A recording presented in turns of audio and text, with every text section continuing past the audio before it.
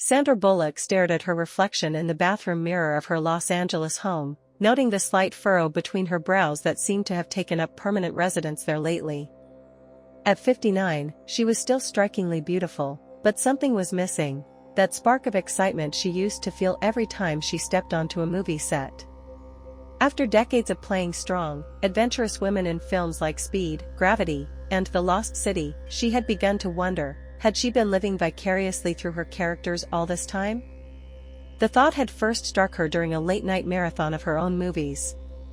While watching herself navigate through space and gravity, she realized she had never experienced a genuine adrenaline rush outside of a controlled film environment.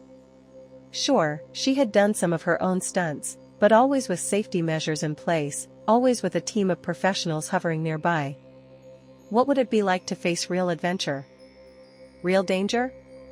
"You're being ridiculous," she muttered to herself, running a hand through her dark hair. But the idea wouldn't leave her alone. It followed her through breakfast, through her morning yoga session, and right into her agent's office later that afternoon. "You want to what?" Martin, her agent of 20 years, nearly choked on his green smoothie. "Take a sabbatical to become an extreme tourist?" Sandra leaned forward in her chair, her eyes bright with determination. "Think about it, Martin. I've spent my whole career pretending to be these incredible, brave women who face impossible odds. But it's all been make-believe. I want to know what it feels like to really be that person. Sandra, honey, you're one of Hollywood's most successful actresses. You don't need to prove anything to anyone." "This isn't about proving anything," she insisted, though a small voice in the back of her mind wondered if that was entirely true. "It's about living. Really living. When was the last time I did something that genuinely scared me?" Martin's expression softened. "The last time you agreed to do a romantic comedy?" She threw a cushion at him, but couldn't help laughing. "I'm serious. I've made up my mind. I'm going to take 6 months off and try everything: whitewater rafting, paragliding, mountain climbing, the works." "And you want me to, what? Book you on Survivor?" "No, I want you to clear my schedule. I'm doing this on my own, no cameras, no publicity. Just me, facing my fears and probably making a complete fool of myself in the process."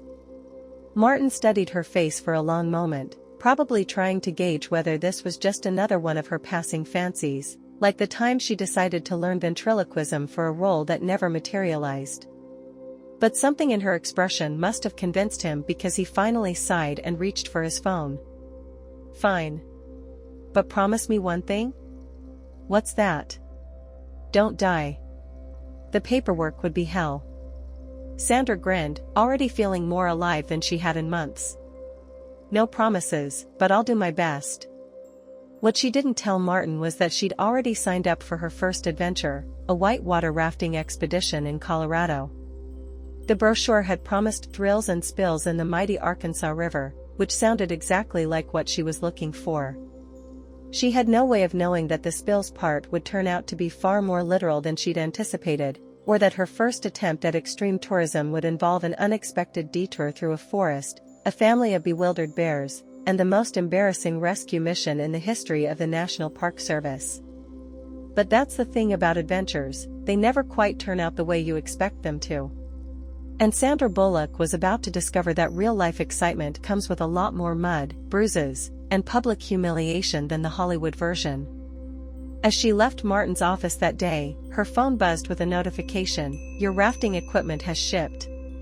She felt a flutter of excitement in her stomach, mixed with a healthy dose of terror. This was really happening. She, Sandra Bullock, was about to become an extreme tourist. "How hard can it be?" she said aloud, drawing curious glances from passers-by. "I've done this stuff in movies dozens of times." Those would later become famous last words, the beginning of a series of misadventures that would test her courage, her sense of humor, and her ability to maintain her dignity while hanging upside down from various pieces of sporting equipment. But for now, she was just a woman with a plan, a dream, and absolutely no idea what she was getting herself into. And somehow, that made it all the more exciting. The Arkansas River gleamed in the morning sun like a serpentine ribbon of liquid silver, which would have been far more poetic if Sandra wasn't currently watching it from the wrong side of a thorny bush. She had arrived at the river runner's base camp bright and early, dressed in what she thought was appropriate river rafting attire, a designer waterproof jacket that cost more than most people's monthly rent, and custom-fitted water shoes that had seemed perfectly reasonable in the Beverly Hills sporting goods store. "You look like you're about to star in Rich People Get Wet, the movie," her guide, Chuck, had commented dryly. He was a weathered man in his 50s with skin like tanned leather and the kind of authentic outdoor experience that Sandra had hoped to gain. What she hadn't expected was his complete indifference to her celebrity status, which, frankly, was both refreshing and mildly irritating. "I've done my research," Sandra had insisted, pulling out her phone to show him the YouTube tutorials she'd watched. "Besides, I played a river guide in that movie, The River Wild 2, back in, oh wait, no, that project fell through." Chuck had just raised an eyebrow and handed her a paddle. "YouTube, huh? Well, I'm sure that'll come in real handy when you're facing Class 4 rapids." The safety briefing had gone well enough, although Sandra's attempt to demonstrate her knowledge of river terminology, "it's just like learning lines, right," had resulted in her accidentally referring to dangerous underwater currents as sneaky water ninjas. Chuck had simply stared at her for a full 30 seconds before continuing with his instructions. Everything had been fine until they actually got to the river. That's when Sandra's Hollywood instincts kicked in, the same instincts that had served her so well in front of the camera but turned out to be absolutely useless in real-life situations. "Remember," Chuck had called out as they approached their first rapid, "when I say forward paddle, you look out for that rock." Sandra had screamed, automatically striking a dramatic pose that would have looked great on camera but did absolutely nothing to help their current situation. In her defense, the rock had seemed much more threatening than it actually was, but her sudden movement had caused the raft to tilt precariously. "Just paddle normally," Chuck had yelled, trying to correct their course. "This isn't normal?" Sandra had shouted back, still frozen in her action hero pose. What happened next was a blur of motion, water, and what Sandra would later swear was a fish laughing at her. The raft had hit a small wave at precisely the wrong angle, and Sandra, still posing, had been launched into the air with all the grace of a startled cat. Instead of landing in the water, however, she had somehow managed to get caught in the current and was swept into a small tributary that she would later learn wasn't supposed to be navigable at all. As she shot through the water, clutching her paddle like a lifeline, she could hear Chuck's increasingly distant shouts mixing with what sounded suspiciously like laughter. The tributary had led her through a series of increasingly narrow channels, past a family of bewildered-looking ducks, and finally deposited her, soaking wet but surprisingly unharmed, in a shallow stream that meandered into the forest. This was how Sandra Bullock, Academy Award-winning actress and newfound extreme tourist, found herself trudging through the woods, designer water shoes squelching with every step, trying to find her way back to civilization. "This is fine," she muttered to herself, pushing through another bush. "This is totally fine. I'm just taking the scenic route. Yeah, that's it. I'm getting the full Colorado wilderness experience." It was around this time that she encountered the bears. Not the fierce, aggressive bears she'd pretended to fight in that survival film she'd done in 2019, but rather a mother bear and two cubs who seemed more confused by her presence than anything else. They stared at each other for a long moment, Sandra, dripping wet in her expensive gear, and the bear family, paused in the middle of what appeared to be a berry-picking expedition. "I don't suppose any of you have GPS?" Sandra asked weakly. The mother bear tilted her head, almost as if considering the question, before shepherding her cubs away from the strange, wet human. It took the National Park Service 3 hours to find her, during which time Sandra had attempted to use her paddle as a walking stick. It broke. Tried to navigate by moss on trees, she'd forgotten which side the moss was supposed to indicate. Started composing a one-woman show about her experience titled Up the Creek, a Hollywood Story. Made friends with a squirrel she named Martin, after her agent.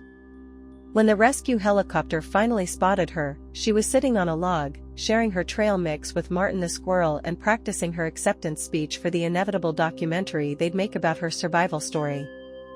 The park ranger who helped her into the helicopter managed to maintain his professional demeanor for almost 5 full minutes before asking, "Aren't you the lady from Speed?" Sandra gave him her best movie star smile. "Actually, I'm the lady who just discovered why they don't film rafting movies in one take." As they flew back to base camp, where Chuck and the rest of the rafting group were waiting, Sandra couldn't help but laugh. One day into her extreme tourism adventure, and she'd already managed to turn a simple rafting trip into an impromptu wilderness expedition. "So," the ranger asked, "will you be joining another rafting tour tomorrow?" Sandra thought about the bears, the broken paddle, and Martin the squirrel. She thought about how this story would play out in the Hollywood version versus the reality she'd just experienced. Then she grinned. "Actually, I was thinking of trying paragliding next." "How hard could that be?" The ranger's expression suggested she might want to reconsider that question, but Sandra was already mentally preparing herself for her next adventure. After all, she reasoned, at least in the air there wouldn't be any bears. She had no way of knowing that her upcoming paragliding experience would involve an unfortunate encounter with a very territorial eagle, a teenage YouTuber's drone, and a tree that would become briefly famous on social media as the tree that caught Sandra Bullock. But that's a story for another day. "The key to paragliding," explained Pietro, Sandra's Italian instructor, "is to respect the wind." He gestured dramatically at the clear Colorado sky, his accent making everything sound like poetry. "The wind, she must be your partner in this dance of the heavens." Sandra nodded seriously, trying to look as though she understood perfectly while internally wondering if she should have watched Top Gun: Maverick one more time to prepare for this. After the rafting incident 3 days ago, which had somehow already become a local legend among river guides, she was determined to prove that she could handle at least one extreme sport without ending up on social media. They stood atop Mount Werner at Steamboat Springs, the launch site offering a breathtaking view of the Yampa Valley below. Sandra was properly equipped this time. She ditched the designer gear in favor of actual practical equipment, though she had insisted on keeping her lucky charm, a small plastic bus keychain, a joking gift from Keanu Reeves after Speed. "Now," Pietro continued, "we will do tandem flight first. Is very simple. We run, the wind catches the paraglider, and whoosh." He made a graceful swooping motion with his hand. "We soar like the eagles." "Like the eagles," Sandra repeated, trying to channel her inner bird of prey rather than her current inner panic-stricken penguin. "Got it. Running. Whooshing. Soaring. No problem." The morning had started promisingly enough. She'd arrived early, completed all the ground training, and even managed to perfectly pack her paraglider without tangling any of the lines, a feat that had impressed Pietro enough to make him mutter "Madonna Santa" under his breath only twice. What nobody had counted on was Trevor. Trevor was a 16-year-old aspiring influencer who had somehow managed to sneak his drone up to the launch site. His mission: to capture epic extreme sports content for his YouTube channel, which currently had exactly 47 subscribers, most of whom were his relatives. "Okay, Mrs. Bullock," Pietro said, checking their harnesses one final time. "Remember what I taught you? When I say run." "Oh my God, it's really her." Trevor's voice cut through the pre-flight tension. "My followers are going to freak." Sandra turned to see a drone hovering uncomfortably close to her face, its little red light blinking accusingly. "Hi, Trevor, is it? Maybe we could do the filming after." "Running now," Pietro suddenly shouted, taking advantage of a perfect gust of wind. Sandra's legs moved automatically, years of action movie training kicking in. The paraglider caught the wind beautifully, lifting them off the ground in one smooth motion. For a brief, glorious moment, Sandra felt like she was truly flying. Then she heard the angry screech. "Ah," Pietro said calmly, much too calmly for Sandra's liking. "That would be Eduardo." "Eduardo?" "The local eagle. He is, how you say, territorial?" Eduardo the eagle, it turned out, took particular offense to both paragliders and drones in his airspace. Trevor's drone had caught his attention first, leading to an aerial chase that could have been choreographed for a nature documentary. The drone, piloted by an increasingly panicked Trevor, had sought refuge in the nearest safe space, which happened to be right next to Sandra and Pietro's paraglider. "No, no, no," Sandra muttered as she watched the eagle approach, his wingspan making him look like a feathered fighter jet. "This is not happening. This is not." The drone, in a final bid for survival, crashed into their lines. What followed was a sequence that would later be described by witnesses as like something out of a movie, but funnier. The paraglider veered sharply left, Pietro shouting instructions in a mix of English and Italian that mainly consisted of creative variations of Mamma Mia. Sandra, drawing on her vast experience of pretending to be in dangerous situations, did exactly what she would have done in a movie. She struck a heroic pose and yelled, "Not today, Eduardo." The eagle, unimpressed by her Hollywood credentials, swooped past them with another indignant screech, creating a gust of wind that sent their already compromised paraglider spinning toward a particularly tall pine tree. "Aim for the soft branches," Pietro advised, which Sandra found unhelpful since all branches looked equally unfriendly from their current altitude. The tree, which would soon gain its own Instagram account as Sandra's landing pad, reached up to catch them with surprising gentleness. The paraglider tangled in its upper branches, leaving Sandra and Pietro dangling like expensive Christmas ornaments while Eduardo circled overhead, apparently satisfied with his work. "Well," Sandra said after a moment of stunned silence, "at least no bears this time." The rescue operation that followed was considerably more efficient than her previous one, mainly because half the town had been filming the entire incident on their phones. The fire department arrived within minutes, their ladder truck extending up to where Sandra and Pietro hung in their harnesses. "Ma'am," the firefighter said as he helped her onto the ladder, "I loved you in Miss Congeniality." Sandra, her hair full of pine needles but her dignity somehow intact, gave him her most gracious pageant wave. "Thanks. You know, this would have been a great scene for Miss Congeniality 3, Extreme Edition." As they reached the ground, Trevor approached cautiously, clutching the remains of his drone. "Mrs. Bullock? I'm really sorry about everything. But you should know, this video is already going viral. You're trending on TikTok." Sandra looked at the gathering crowd, all holding up their phones, then at Pietro, who was kissing the ground and crossing himself, then at Eduardo, still circling triumphantly overhead, and finally at her lucky bus keychain, which had somehow survived unscathed. "You know what, Trevor? Send me the link. My agent's going to need a good laugh." She brushed some pine needles from her shoulder and added, "And maybe keep the drone away from eagles next time?"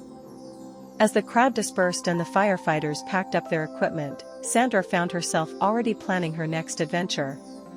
She'd heard about this great spelunking tour in New Mexico. "Just caves," she assured Pietro, who was looking at her with concern. "Underground. No eagles, no bears, no trees. What could possibly go wrong?" The universe, which had been taking careful notes, began preparing her answer to that question. The Carlsbad Caverns Visitor Center was unusually busy for a Tuesday morning, though Sandra suspected it had less to do with the cave's natural beauty and more to do with the viral videos of her recent adventures. She'd spotted at least 3 people wearing t-shirts with Team Eduardo printed on them, featuring a cartoon eagle triumphantly circling a pine tree. "Don't worry," her new guide, Dr. Nancy Chen, assured her. "We're taking a private tour through one of the lesser-known cave systems.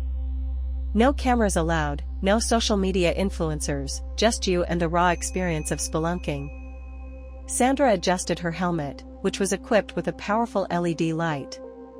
"You know, I did some cave scenes in The Lost City. Although those were mostly shot in a studio with green screens and this will be nothing like that," Dr. Chen finished with a knowing smile. She was a petite woman in her 40s with a PhD in geology and, as Sandra would soon discover, an unexpected talent for crisis management. "Real caves are much more interesting. And unpredictable." They began their descent into the cave system through a narrow entrance that required them to climb down a series of metal ladders. Sandra's Hollywood-trained instincts kept expecting dramatic background music to start playing, but the only sound was the occasional drip of water and their echoing footsteps. So far, so good, Sandra muttered to herself as they reached the bottom.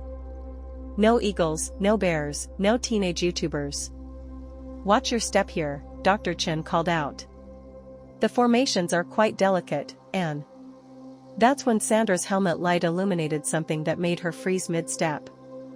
There, on a limestone shelf about 10 feet away, sat what appeared to be a movie camera.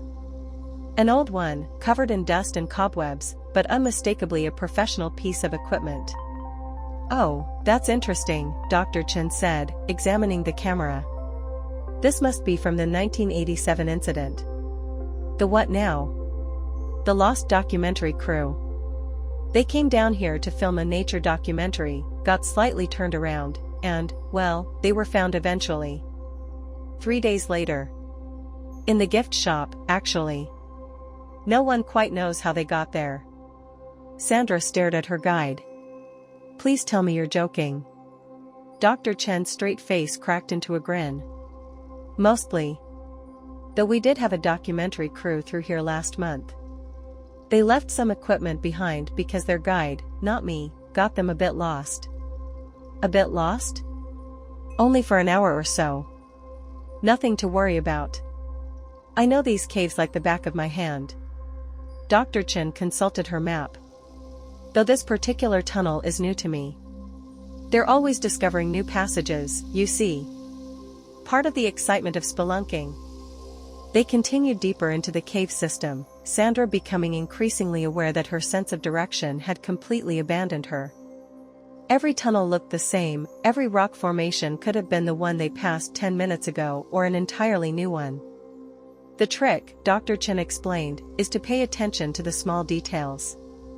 Each formation is unique, like a fingerprint. For example, that stalactite looks exactly like Betty White's profile. A rumbling sound interrupted her geology lesson. Was that thunder? Sandra asked hopefully. No, we're too deep for that. Probably just some natural cave activity. Settling rocks, water movement, that sort of thing. Dr. Chen consulted her map again, frowning slightly. Though I don't remember this chamber being quite so acoustic. The rumbling grew louder, and Sandra felt a slight vibration through her boots. Dr. Chen? Is this a good time to mention that I once did a movie about an earthquake? Was it scientifically accurate? Not even slightly. Then forget everything you learned from it. Dr. Chen was now studying the cave ceiling with intense interest. However, we might want to move a bit faster. Just as a precaution. They quickened their pace, the rumbling following them like an invisible, increasingly grumpy tour guide. Sandra was just about to suggest that maybe they should head back when she stepped onto what appeared to be solid ground but turned out to be anything but. The floor beneath her feet shifted, and suddenly she was sliding down a natural limestone chute, her helmet light creating a disco ball effect as she spun. She could hear Dr. Chen shouting something scientific about underwater cave systems and erosion patterns, but it was hard to focus on the geology lesson while playing the world's most extreme version of water slide. The chute deposited her, somewhat unceremoniously, into an underground pool. The water was cold but thankfully not deep, and as Sandra stood up, sputtering and pushing wet hair from her face, she found herself in a chamber that literally took her breath away. The walls were covered in crystals that caught and reflected her helmet light, creating a display that made the aurora borealis look understated. Delicate formations and impossible colors stretched from floor to ceiling, and in the center of it all was... Is that a snack bar? Sandra blinked water from her eyes, sure she must be hallucinating. But no, there, incongruously placed in this cathedral of natural wonder, was a small concession stand with a sign that read Bill's Underground Refreshments EST 1962. Behind the counter, an elderly man in a Park Service uniform looked up from his crossword puzzle. Welcome to Bill's, he said, as if glamorous movie stars regularly dropped in from the ceiling. Would you like to try our Crystal Cave special? It's a ham and cheese sandwich with extra limestone. What, how? Sandra managed. Oh, you found Bill, Dr. Chen's voice echoed from somewhere above. I was going to mention him earlier, but I didn't want to spoil the surprise. He runs the only underground snack bar in the park system. Been here longer than most of the stalactites. That's not strictly accurate, Bill corrected, but I appreciate the sentiment. Now, about that sandwich? Sandra looked down at her soaking wet clothes, then at the crystalline wonderland around her, then at Bill's expectant face, and did the only reasonable thing she could do, she started laughing. You know what?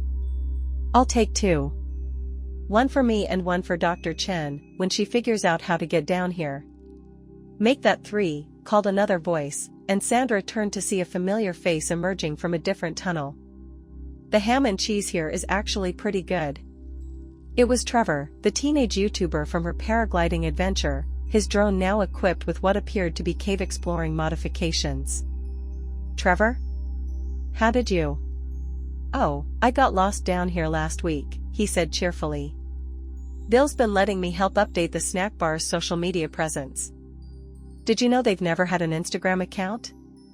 As Dr. Chen finally found her way down, using a much more conventional route involving actual stairs, Sandra sat on a crystal-encrusted stool, eating what was arguably the most surprisingly delicious sandwich of her life, and realized that somehow, her extreme tourism adventures kept leading her to exactly where she needed to be, even if the route there involved unexpected detours, underground water slides, and the occasional airborne predator. So, Bill said, refilling her cave-filtered water bottle, I hear you're planning to try mountain climbing next. Sandra nearly choked on her sandwich. How did you know that? Oh, everyone knows everything down here, Bill waved vaguely at the crystal-covered walls. These caves? Better than the internet for gossip.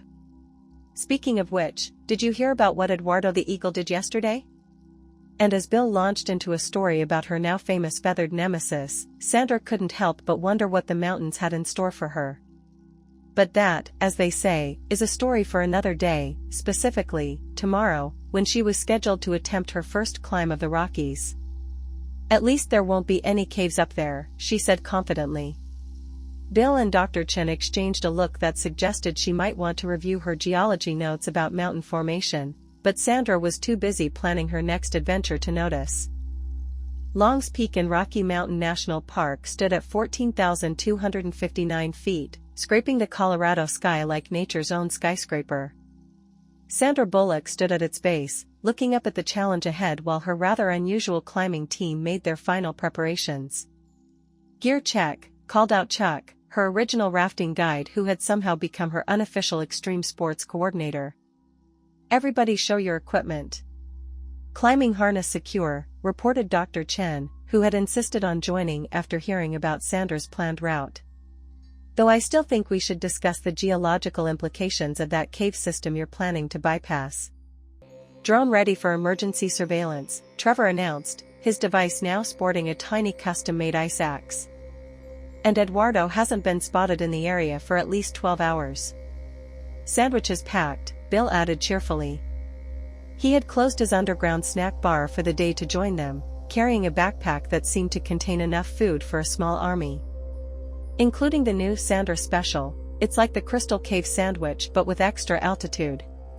Sandra looked at her improbable team, a river guide, a geologist, a teenage influencer, and a subterranean sandwich artist, and felt a sudden wave of emotion. Over the past few weeks, her quest for authentic adventure had given her something she hadn't expected, a community. Right, she said, adjusting her climbing helmet, which sported a small, Team Eduardo sticker Trevor had given her as a peace offering. Let's do this. How hard can it be?